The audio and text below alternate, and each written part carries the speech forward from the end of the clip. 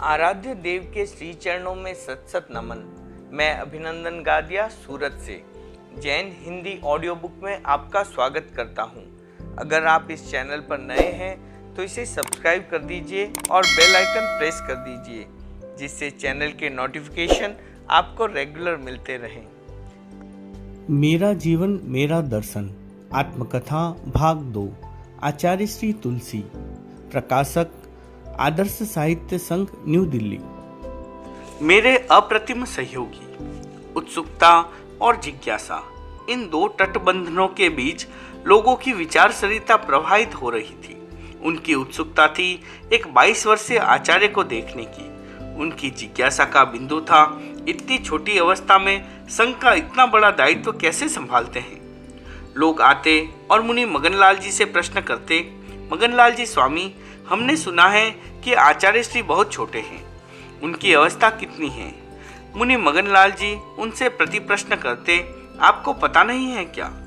आगंतुक लोगों द्वारा अनभिज्ञता प्रकट करने पर वे कहते, आचार्य श्री की अवस्था 82 वर्ष की है। 82 वर्ष की बात सुनते ही लोग भौचक्के से रह जाते। वे मुनि मगनलाल जी के मुख की ओर देखने लगते। कुछ लोग मौन ही रह पाते। वे कहते, महाराज 82 वर्ष, यह आप कैसे कह रहे हैं? आचार्य श्री तो बहुत छोटे लगते हैं। मुनि मगनलाल जी का बात करने का तरीका अद्भुत था। वे स्वयं ही आगंतुकों के मन में उलझन पैदा कर देते और स्वयं ही उसका समाधान प्रस्तुत करते हुए कहते, हमारे संघ की परंपरा के अनुसार पूर्ववर्ती आचार्य उत्तरवर्ती आचार्य को अपने उत्तराधिकार के साथ अपना सब कुछ सौंप कर जाते हैं। समूचा संघ के संरक्षण एवं संवर्धन का दायित्व, अपने अनुभवों का खजाना और भावी दिशा दर्शन, इतना सब कुछ देते हैं तो अवस्था कहाँ छूटती है। वे अपनी अवस्था भी देकर जाते हैं। पूज्य कालूगणी की अवस्था लगभग 60 वर्ष की और उनके उत्तराधिकारी की अवस्था 22 वर्ष की। 60 + 22 = 82, 82। बोलो, 82 वर्ष की अवस्था हुई या नहीं? मुनि मगनलाल जी अपनी बात ऐसी युक्ति से समझाते कि वह सबकी समझ में आ जाती और प्रश्नकर्ता मौन हो जाते। उन दिनों मुनि मगनलाल जी के सामने एक काम प्रमुख था, आचार्य को सब तरह से प्रतिष्ठित करना और उनकी प्रतिभा को निखारना। इसके लिए वे मेरे प्रति अत्यधिक विनम्र रहने लगे। पूज्य कालूगणी के साथ उनके प्रारंभ से ही बहुत गहरे संस्कार थे। गुरुदेव के प्रति उनके मन में जितना समर्पण और विनम्र भाव था, मेरे प्रति उससे अधिक ही रहा। इस कारण मुझे कुछ संकोच का अनुभव होता, पर उनके मन में यह विचार कभी नहीं आया कि वे अपने बढ़ते हुए प्रभाव से स्वयं के व्यक्तित्व को संघ में प्रतिष्ठित करें। वे जब कभी मेरे साथ बात करते, उनके हाथ जुड़े हुए होते। उनका बात करने का लहजा भी अलग ढंग का था। छोटे बड़े सभी साधु आचार्य को वंदना करते, पर मुनि मगनलाल जी की वंदना करने की अपनी शैली थी। उस शैली के साथ एक निश्चित पाठ जुड़ा हुआ था। वे बद्धांजलि होकर ऊंचे स्वर में बोलते, परम दयाल, परम मंगवाल, परम कृपाल, महादयाल, महाग्वाल, महाकृपाल, जिन शासन श्रृंगार, लज्जारा राखणहार, भव समुद्र शिव तारणहार, भरत क्षेत्र में तीर्थंकर देव समान, बाल ब्रह्मचारी, अतिशय धारी, आप री शरण है, आप रो आधार है। वे जब कभी गुणगान प्रारंभ करते, सैकड़ों लोग मुग्ध होकर उनकी ओर देखने लगते। जब कभी मार्ग में मिलते, अत्यंत विनम्रता के साथ हाथ जोड़कर वंदना करते। इसका सब साधुओं तथा लोगों पर बहुत प्रभाव पड़ा। एक दिन वे मेरे पास आकर बोले, महाराजाधिराज, आप आचार्य पद पर आसीन हैं। आपको कभी किसी बात का विचार करने की अपेक्षा नहीं है। हमारे संघ में आचार्य सर्वोपरि होते हैं। इस पद के साथ अवस्था का प्रश्न नहीं जुड़ता। आप यह न सोचे कि आपकी अवस्था छोटी है। शेर के बच्चे का क्या छोटा। प्रारंभिक समय में जैसा प्रभाव छोड़ा जाता है, वह भावी प्रभाव की बुनियाद बनता है। इसके लिए 2 बातें आवश्यक हैं, निर्भीकता और स्पष्टवादिता। संघ में कोई भी अच्छा काम करे, उसका उल्लेख हो, वर्धापन हो। कोई व्यक्ति गलती करे, उसका प्रतिकार किया जाए। सामने वाला व्यक्ति क्या सोचेगा, इस प्रकार का चिंतन उपयुक्त कार्यवाही में आड़े आ जाता है। मैं तो आपसे यह निवेदन करता हूँ कि किसी बात को लेकर आप कभी भरी सभा में खड़ा करके मुझे एक कड़ा उपालम दे कि सब देखते रह जाएं। मैं आपको ठीक कह रहा हूँ कि इससे मेरा कुछ बिगड़ने वाला नहीं है, किंतु साधु साध्वियों और श्रावक समाज पर यह प्रभाव पड़ेगा कि ये मगन जी को भी नहीं बख्शते हैं, फिर दूसरों की तो बात ही क्या। आप एक क्षण के लिए भी विचार न करें और जब जिस प्रसंग में मुझ पर प्रयोग करने की मर्जी हो प्रयोग करें। ऐसी बात कौन कह सकता है? जो एकांत संग हितैषी और मजबूत मनोबल वाला होता है वही ऐसी बात सोच सकता है और वही कह सकता है। बात ही बात में उन्होंने यह भी कहा, चातुर्मास पूरा होने के बाद बाहर से सैकड़ों साधु साध्वियों का आगमन होगा। आपके शासनकाल में संघ से मिलने का यह पहला अवसर आएगा। उस समय सबका ध्यान आपकी ओर तथा आपकी कार्यशैली की ओर रहेगा। आपका काम होगा सबके साथ समान एवं संतुलित व्यवहार। किसी को अधिक महत्व मिलने से दूसरों में असंतोष हो सकता है। किसको कितना वात्सल्य देना है और किसको कितना सम्मान देना है, यह आपके ही सोचने का विषय है। प्रथम बार में जिस प्रकार का क्रम बनेगा आगे चलकर वही परंपरा बन जाएगी। पिछले वर्ष जिन साधु साध्वियों ने आदेश निर्देश के प्रति उपेक्षा बरती अथवा उसका अतिक्रमण किया, उन्हें आड़े कट लेना आपका ही काम रहेगा। कालूगणी चले गए, आप नए हैं और आपकी अवस्था छोटी है। इसका मतलब यह नहीं है कि अब कोई कुछ भी करने के लिए स्वतंत्र हो गया है। मुनि मगनलाल जी के उपयुक्त सुझावों से मेरा हौसला बढ़ता रहा और मैं संघ की भावी व्यवस्थाओं के बारे में सोचता रहा। उन्होंने मघवा, माणक, नालिम और कालू 4 आचार्यों का शासन काल देखा था। उनकी अनुभव संपदा बहुत बड़ी थी। उन्होंने समय समय पर पूर्ववर्ती आचार्यों के अनुशासन से संबंधित अनेक घटनाएं बताई। वे मेरे साथ बात करते तो ऐसा अनुभव नहीं होने देते कि हम दोनों के बीच में उम्र का कोई लंबा फासला हो। वे हमेशा ही स्वयं को छोटा मानते और मुझे 82 वर्ष का मानकर बात करते। हमारे धर्म संघ में अतीत में कई विशिष्ट मुनि हुए हैं, जैसे मुनि हेमराज जी, मुनि खेतसी जी, मुनि वैणीराम जी, मुनि स्वरूपचंद जी, मुनि कालू जी, मुनि मोती जी आदि। मुनि मगनलाल जी को उनकी पंक्ति में आसानी से खड़ा किया जा सकता है। उनके सामने दिन रात केवल धर्म संघ ही रहता है। संघ का जहाँ तक सवाल था, वे अपने आप को इस तरह तिरोहित कर देते मानो उनका कोई स्वतंत्र अस्तित्व है ही नहीं। उस समय मुझे उनसे जो सहयोग मिला उसे कभी भी विस्मृत नहीं किया जा सकता। यह सच है कि मैं पूज्य कालूगणी की कृति हूँ। उन्होंने मेरा निर्माण किया, उन्होंने मुझे प्रतिष्ठित किया, पर दायित्व निर्वाह के क्षणों में उनसे साक्षात मार्गदर्शन पाने का सौभाग्य मुझे नहीं मिल सका। उनके पीछे मुझे प्रतिष्ठित करने में मुनि मगनलाल जी ने पूरी तरह से तटस्थ, निस्वार्थ, निष्प्रह और संज्ञ भाव से जो काम किया वह भावी पीढ़ी के लिए अविस्मरणीय और अनुपम प्रेरणादीप बनकर रहेगा। उनकी सबसे बड़ी विशेषता यह थी कि इतने सक्षम होने पर भी उन्होंने मेरे कार्य में कभी किसी प्रकार का हस्तक्षेप नहीं किया, न कभी किसी की सिफारिश की और न कभी किसी की शिकायत। कोई कुछ भी कहता, अपनी सीमा से आगे वे कभी नहीं बढ़े। पूज्य कालूगणी की इतनी कृपा और मेरी ओर से इतनी अनुकूलता होने पर भी उन्होंने उसका फायदा कभी नहीं उठाया।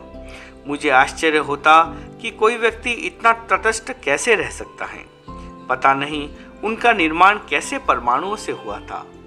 आज मुझे ऐसा कोई व्यक्ति दिखाई नहीं देता जिसे मैं उनकी तुलना में उपस्थित कर सकूं। मुनि मगनलाल जी धर्मसंघ के स्तंभ थे। उन्होंने आचार्य की दूसरी देह के रूप में संघ को अपनी सेवाएं दी। मेरे मन में उनकी विशेषताओं का इतना प्रभाव हुआ कि मैंने उनका व्याख्यान मगन चरित्र लिखा। उनके कर्तव्य और व्यक्तित्व को समझने के लिए मगन चरित्र को पढ़ना आवश्यक है। उनके जीवन की महत्वपूर्ण विशेषताओं को कुछ बिंदुओं में यहाँ प्रस्तुत किया जा रहा है। बिना प्रयोजन नहीं बोलना, आवश्यक होने पर भी बहुत कम बोलना, अपने आप को आगे लाने का प्रयत्न नहीं करना, मन में कोई महत्वाकांक्षा नहीं रखना, व्यक्तिगत स्वार्थ को संघ हित में विलीन कर देना, काम बहुत करना पर उसे अभिव्यक्ति देने की उत्सुकता नहीं होना, संघीय परंपराओं की सुरक्षा के लिए पूरी गंभीरता के साथ जागरूक रहना। हमारे धर्म संघ में मुनि मगनलाल जी की अपनी अलग पहचान थी। उनका व्यक्तित्व, कर्तृत्व और प्रभाव विलक्षण था। केवल साधु समाज ही नहीं, श्रावक समाज भी उनकी सूझबूझ और दूरदर्शितापूर्ण चिंतन को विस्मृत नहीं कर पाएगा। मुनि मगनलाल जी की शासन भक्ति और निष्काम समर्पण से मैं पहले ही बहुत प्रभावित था। गुरुदेव का स्वर्गारोहण होने के बाद उन्हें और अधिक निकटता से पहचानने का मौका मिला। उनके मन में गुरुदेव के प्रति जितना विनय और समर्पण था, मेरे प्रति भी वही विनय और समर्पण का भाव रहा। उनकी गंभीरता, तटस्थता, सूझबूझ आदि विशेषताओं को देख करके कार्तिक कृष्णा सप्तमी के दिन उनको व्याख्यान में पट पर बैठने की बख्शीश की। इस पर मुनि मगनलाल जी बोले, अंदाताधिराज, बाजोट पर बैठने की मेरी बिल्कुल इच्छा नहीं है। उनके द्वारा अनिच्छा की अभिव्यक्ति भी उनके बड़प्पन का प्रतीक थी। वे बख्शीश का उपयोग करेंगे या नहीं, इस दुविधा की स्थिति को समाप्त करने के लिए मैंने कहा, आपको आंगन पर नीचे बैठने की आज्ञा नहीं है। इसके बाद वे पट पर बैठकर व्याख्यान देने लगे और प्रवचन के समय मेरे सामने भी पट पर बैठने लगे। गीतों का निर्माण। पूज्य गुरुदेव का स्वर्गारोहण मेरे जीवन की एक विशेष घटना थी। शारीरिक अस्वस्थता के बावजूद मुझे यह कल्पना नहीं थी कि हमारे सिर से उनका साया इतना जल्दी उठ जाएगा। मुनि मगनलाल जी जैसे अनुभवी व्यक्तियों के मन अवश्य आशंकित थे, किंतु संवत्सरी के 24 उपवास का पारणक होने के बाद एक प्रकार से सभी लोग आश्वस्त हो गए थे, पर होनी को कोई टाल नहीं सकता। जो नहीं सोचा था वह घटित हो गया। उस समय स्मृति सभा के रूप में व्यवस्थित आयोजन की परंपरा नहीं थी। उधर मुझे अनेक प्रकार की औपचारिकता व आवश्यक कार्यों में इतना उलझा दिया गया कि मैं गुरुदेव की स्मृति में तत्काल कुछ लिख नहीं पाया। फिर भी आरती राग में एक छोटा सा गीत लिखा। एक एक कर दिन बीतते गए और पूरा एक पक्ष बीत गया। द्वितीय भाद्रपद महीने में कृष्ण पक्ष की छठ तिथि के दिन मैंने एक गीत लिखा।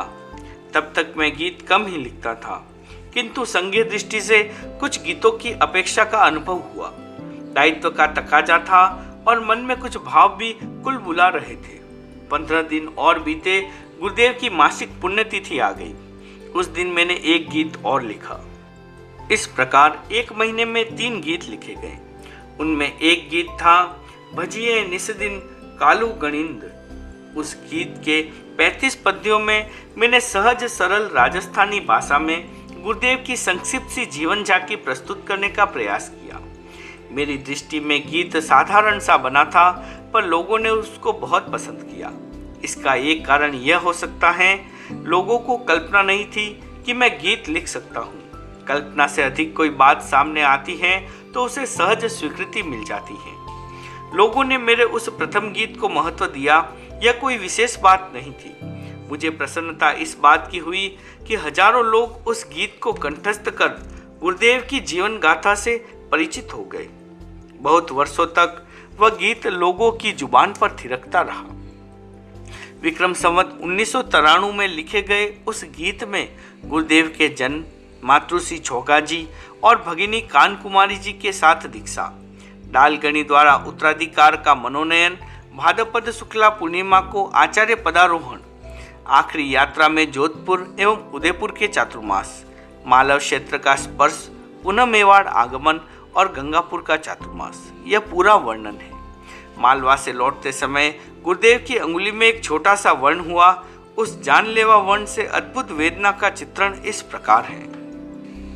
अनुक्रमे जब रोग समूह घेरियो स्वाम शरीर, अंग अधिक पीड़ाणो तो पिण पूज्य मनोबल धीर, जिम जिन कल्पिक मुनिवर वेदन वेदे सम परिणाम, तिम तनु व्याधि उदय हुआ पिण गिणत न राखी स्वाम, जिम संग्रामे सूरवीर नर जूझे अति झुंझार, तिम वेदन संघाते जूझिया गणपति साहस धार।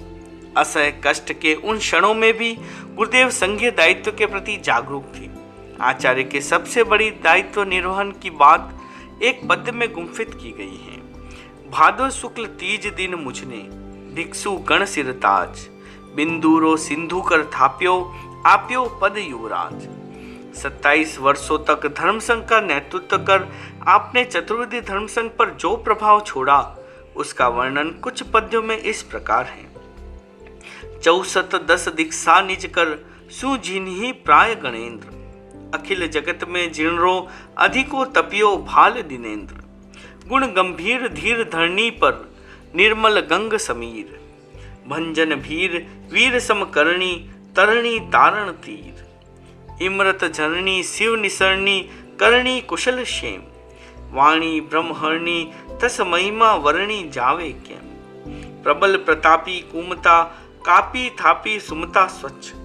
जन भ्रमता तमता, उत्थापी आपी अद्भुत लक्ष्य।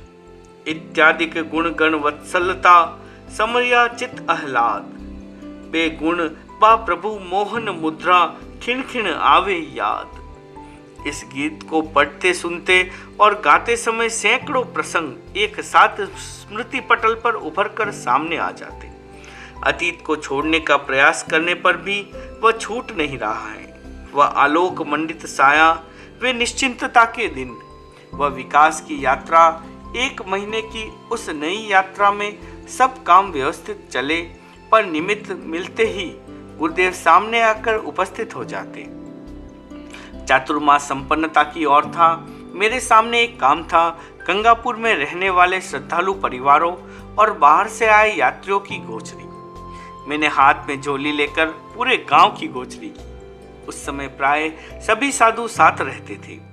जिस दिन जिस गली में गोचरी जाते, लोगों के झुंड उमड़ पड़ते। पूज्य गुरुदेव चातुर्मास में एक बार गरों की गोचरी हाथ में झोली लेकर किया करते थे।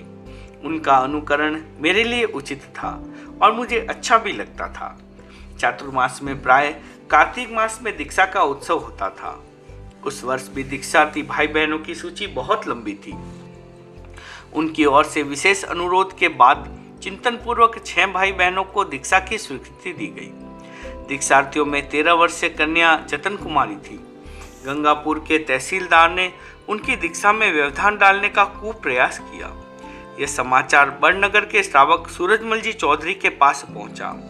उन्होंने मंदसौर के सूबेदार मक्खनलाल जी को सूचित किया। सूबेदार जी ने तहसीलदार को तार दिया। उसकी भाषा इस प्रकार है। सूरजमल चौधरी बड़नगर वाले ने लिखा है कि तहसीलदार जतन कुमारी जी की दीक्षा होने में रोक करते हैं। जवाब दो कि ऐसा क्यों किया गया। अगर कोई खास ऐतराज न हो तो रोक नहीं करे। मक्खनलाल 5/11/1936 1936। उक्त तार को पढ़ने के बाद तहसीलदार मौन हो गया। दीक्षा में संभवित व्यवधान अपने आप टल गया। कार्तिक कृष्णा सप्तमी के दिन मध्याह्न में 12:30 बजे सानंद दीक्षा संस्कार संपन्न हुआ। दीक्षा का स्थान था सौरती दरवाजे के बाहर नीलकंठ महादेव की बगीची। दीक्षा समारोह में लगभग 20,000 की उपस्थिति थी। उस समारोह को देखकर कुछ लोग बोले, दीक्षा का ऐसा भव्य आयोजन पहले कभी नहीं देखा। उस समय दीक्षित होने वाले साधु साध्वियों के नाम मुनि फौजमल जी गढ़बोर, मुनि देवीलाल जी गंगापुर, मुनि राजमल जी आत्मा, मुनि प्यारचंद जी देवरिया, मुनि नथमल जी गढ़बोर, साध्वी जतन कुमारी जी उदयपुर। मर्यादा महोत्सव का निर्णय। तेरापंथ धर्म संघ का एक मुख्य पर्व है मर्यादा महोत्सव। आचार्य भिक्षु ने विक्रम संवत 1832 1832 में धर्म संघ का संविधान लिखा। उस समय तक जैन शासन में चालू परंपराओं से हटकर कुछ नई लकीरें खींचने के लिए वह आवश्यक था। धर्म संघ में एक आचार्य का नेतृत्व, शिष्य प्रथा की समाप्ति और उत्तराधिकार के संदर्भ में एक क्रांतिकारी परंपरा की संरचना उसी संविधान के आधार पर हुई। कालांतर में कुछ व्यक्तिगत और कुछ सामूहिक लिखत और लिखे गए। अंतिम संविधान लिखा गया विक्रम संवत 1859 1859 माघ शुक्ला सप्तमी शनिवार को। प्रथम संविधान की कुछ महत्वपूर्ण धाराओं को यथावत रखते हुए अपेक्षित नई धाराओं का निर्माण कर उस संविधान को पूर्णता दी गई। उस संविधान मर्यादा पत्र के आधार पर तेरापंथ धर्म संघ की रीति नीति का संचालन होता है। 6 दशकों तक संविधान को लेकर कभी कोई उत्सव नहीं मनाया गया। चातुर्मास के बाद जहां कहीं जब तक साधु साध्वियों का मिलन होता, मर्यादाओं का परायाण हो जाता। विक्रम संवत 1921 बालोतरा प्रवास में जयाचार्य ने मर्यादा महोत्सव का सूत्रपात किया। तब से अब तक अविच्छिन्न रूप से वह उत्सव मनाया जाता है। संघीय दृष्टि से जितने आयोजन होते हैं उनमें मर्यादा महोत्सव का स्थान शीर्ष पर है। पूरी भव्यता और विशदता के साथ समायोजित होने वाला यह आयोजन देश विदेश के बुद्धिजीवी लोगों के लिए भी एक आश्चर्य है। गंगापुर का चातुर्मास पूरा होने वाला था। लोगों की आंखें आगामी मर्यादा महोत्सव पर टिकी थी। मर्यादा महोत्सव कहाँ हो, यह निर्णय आचार्य द्वारा किए जाने वाले निर्णयों में एक अहम निर्णय होता है। महोत्सव के समय बड़ी संख्या में साधु साध्वियों की उपस्थिति रहती है और देश भर से श्रावक समाज का प्रतिनिधित्व होता है। उस अवसर पर मर्यादा पत्र का वाचन, साधु साध्वियों द्वारा संकल्पों का पुनरुच्चारण, चातुर्मास का निर्णय, अतीत का विहंगावलोकन, भावी कार्यक्रमों का चिंतन एवं निर्धारण, साधु साध्वियों की अंतरंग व्यवस्था तथा सारना वारना आदि अनेक महत्वपूर्ण कार्यों का संपादन होता है। पूज्य गुरुदेव के सानिध्य में मर्यादा महोत्सव की प्रार्थनाओं और गुरुदेव द्वारा की गई घोषणाओं का मैं प्रत्यक्ष दृष्टा और श्रोता रहा हूँ। मैंने 10 मर्यादा महोत्सव गुरुदेव की सनिधि में मनाए, पर महोत्सव किस क्षेत्र में करना, इस विषय में निर्णय लेने का मेरे सामने वह प्रथम प्रसंग था। अनेक क्षेत्रों की प्रार्थना हुई। अश्विन मास के शुक्ल पक्ष में जोधपुर के श्रावक अपने क्षेत्र में मर्यादा महोत्सव की प्रार्थना लेकर आए। उन्होंने बहुत बलपूर्वक महोत्सव घोषित करने का अनुरोध किया। उनमें से कुछ व्यक्तियों के नाम उल्लेखनीय हैं: लालचंद जी, माणकचंद जी, उमेदराज जी भंडारी, मोतीमल जी मणोत, मोतीमल जी लोढ़ा, कानमल जी जंवरी और प्रतापमल जी मेहता पचपदरा वाले। श्रावकों की प्रार्थना का उत्तर देते हुए मैंने कहा, आपकी भावना ध्यान देने योग्य है, किंतु प्रस्तुत संदर्भ में किसी निर्णायक बिंदु पर पहुंचने से पहले कई दृष्टियों से विचार करना आवश्यक है। देखते हैं क्षेत्र स्पर्शना का योग कहाँ बैठता है।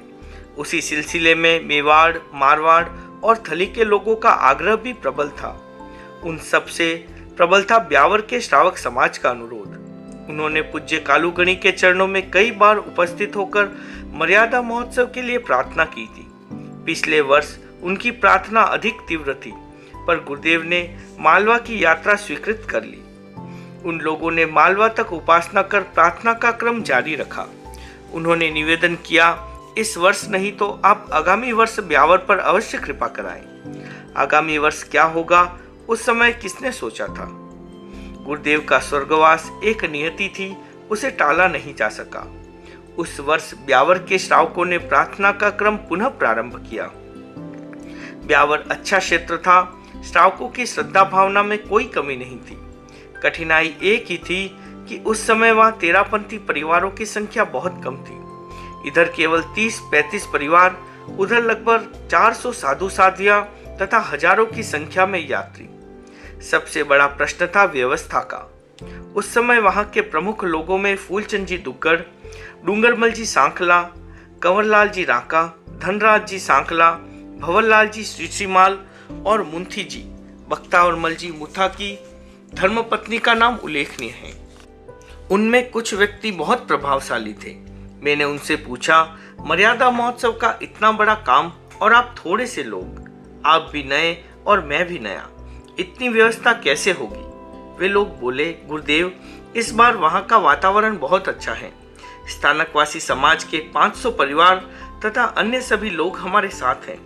उन्होंने हमें आश्वासन दिया है कि यहाँ मर्यादा महोत्सव होगा तो उनका पूरा सहयोग रहेगा, इसलिए आप व्यवस्था के प्रश्न को लेकर किसी प्रकार का चिंतन न करें। मुनि मगनलाल जी से उस विषय में परामर्श किया तो उन्होंने कहा, ब्यावर के श्रावकों की प्रार्थना प्रबल है। इन्होंने कालूगणी से बहुत प्रार्थना की पर सफलता नहीं मिली। ब्यावर स्थानकवासी मूर्ति पूजक और दिगंबर समाज का गढ़ है। उनके गढ़ में आपका प्रभावशाली कार्यक्रम रहे, यह उचित ही लगता है। मुनि मगनलाल जी सभा में ब्यावर के श्रावकों का पक्ष लेकर खड़े हो गए। इससे उनका मनोबल बढ़ गया। पता नहीं मेरे मन में एक बात क्यों आई। मैंने उनको सचेत करते हुए कहा, दूसरे संप्रदायों के लोग आपके साथ हैं, यह बहुत अच्छी बात है, पर भरोसा अपने हाथ पैरों का करना चाहिए। दूसरों के भरोसे रहने से कभी कभी धोखा भी हो सकता है। श्रावक बोले, गुरुदेव, इस बार वहाँ का माहौल हमारी कल्पना से अधिक सुंदर है। हमें ऐसा नहीं लगता कि वहाँ किसी प्रकार का व्यवधान होगा। श्रावकों द्वारा इतना विश्वास दिलाने पर भी मेरा मन आश्वस्त नहीं हुआ। मैंने उनसे कहा, सब संप्रदायों के लोग मिलकर काम करेंगे तो जैन शासन की बड़ी प्रभावना होगी। इस बात को एक तरफ रखकर आप एक बार स्वयं को तोले और बताएं कि आप क्या कर सकते हैं। मुनि मगनलाल जी ने मेरे चिंतन को दूरदर्शितापूर्ण बताते हुए कहा, महाराज ठीक कह रहे हैं, सहयोग मिले तो लिया जा सकता है, पर भरोसा तो अपना ही होना चाहिए। ब्यावर के श्रावकों के धैर्य और गांधीर्य का माप लेने के लिए मैंने फिर कहा, श्रावकों, एक बार स्वयं को अच्छी तरह तोल लो, कहीं हमारा आयोजन मजाक न बन जाए। मेरी बात सुनकर श्रावक अत्यंत विनम्रता के साथ बोले, गुरुदेव, हम स्वयं सजग हैं, सक्षम हैं और सावधान हैं। आप आशंका क्यों कर रहे हैं? सारा काम आपके प्रताप से ठीक होगा।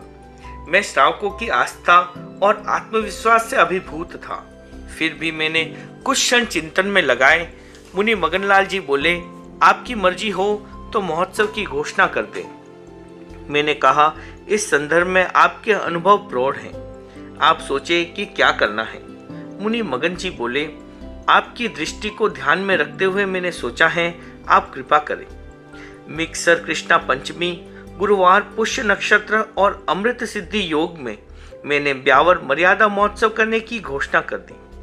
मेरे जीवन के साहसिक फैसलों में पहला फैसला वह था जिस क्षेत्र में अपना बोलबाला नहीं, वर्चस्व नहीं और श्रावकों के घर भी अधिक नहीं, वहां धर्म संघ के सबसे बड़े आयोजन की घोषणा। जिसने भी इस घोषणा को सुना वह एक बार आश्चर्य से महासमुद्र में उतरे बिना नहीं रहा। ब्यावर के श्रावकों का चिरपालित सपना साकार होने जा रहा था। वे पूरे उत्साह के साथ व्यवस्था में संलग्न हो गए। कुछ समय बाद आवास की दृष्टि से संवाद मिला, यात्रियों के लिए लोगों के मकान उपलब्ध हो जाएंगे। साध्वियों के लिए स्थानकवासी समाज के प्रमुख श्रावक लालचंद जी कोठारी का मकान कुंदन भवन मिल गया। उस भवन के एक हॉल में 2000 व्यक्ति बैठ सकते हैं। आपके लिए श्रावक नथमल जी राका का मकान उपयोगी रहेगा। मैंने कहा, सब कुछ ठीक है, फिर भी सावधान रहना। उसके बाद समय समय पर वहां के श्रावक आते रहे और व्यवस्था संबंधी अनुकूल सूचनाएं देते रहे। ओम अरहम।